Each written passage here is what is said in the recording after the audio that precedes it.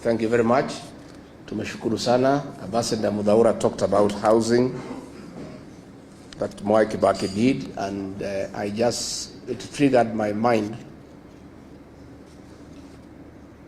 when William Ruto brought the affordable housing and there was outcry out there. People are saying they be left alone to do their own houses. And I had a conversation with him, and he says, no, we need houses. And I told him, Mwai Kibaki did a lot of housing, but not the actual construction. The government did not have a housing program. All Mwai Kibaki did was to open up the bypasses, provide infrastructure in terms of sewage, electricity, and water. And the private sector, on its own, build houses all over Nairobi. And they are there for everybody to see. There is no need for government to compete with the private sector to put up houses. The work of government is not to do houses, it's to provide services. And of course, he said, I'm not Mwai Kibaki, I will do things differently. So one of the things we intend to do, those of us who are like-minded who want to have a regime change in 2027, is to scrap the housing levy and reinstate the housing initiative to the private sector by government just providing services. Just do roads, water, open up, and things will just come up on their own. Again, I must say, I went to see Mwai Kibaki in 1988.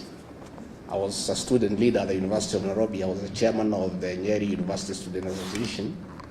And through my then member of parliament, the late Matuamai, I sought an appointment to see the vice president, and I went to his office in Jogo House, and we had a lot of discussion, and he wanted to know what are my ambitions, and I told him I'm interested in business. I had thought he would give me some money to start the business. Not Mwai Kibaki. He went on his shelf, behind him there were many books, and he looked through, produced one book and gave it to me.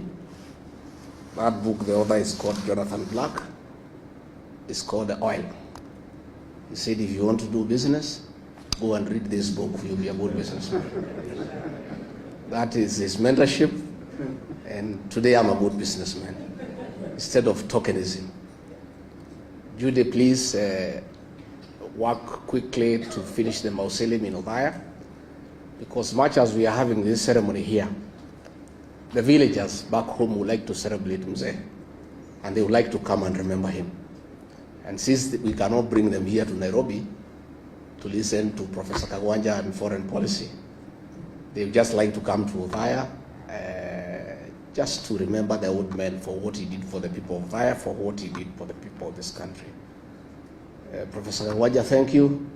On the foreign policy, you have told us Mwai Kibaki, his foreign policy was based on the best interest for this country.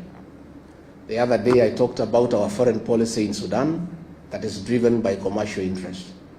And I saw one of the Ruto flower girls yesterday trying to lecture me that I shouldn't talk about it because I saw to some constitution. The constitution that I and Muturi saw to is to do the right thing and to keep the law. It's not to enable other countries to buy arms to kill children. And Eugene Wamalwa, you know, we are looking at what is happening about Butere girls.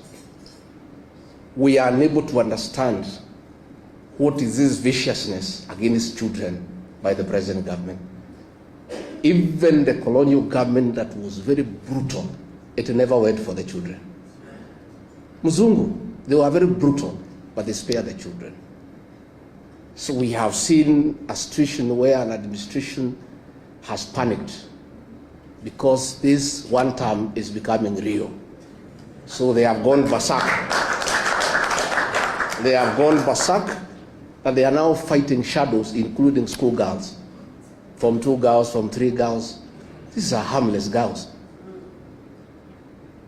How fluid is your government if girls can bring it down? Girls. Surely. You know, So when you look at the situation in the Sudan, we are allowing gold to be processed in Kenya and guns to be smuggled through Nairobi to go and kill children in the Sudan. So we are asking, what is this bile against young children? We saw the killing of the Gen Zs, the abductions of young children. What is this bile against innocent young children?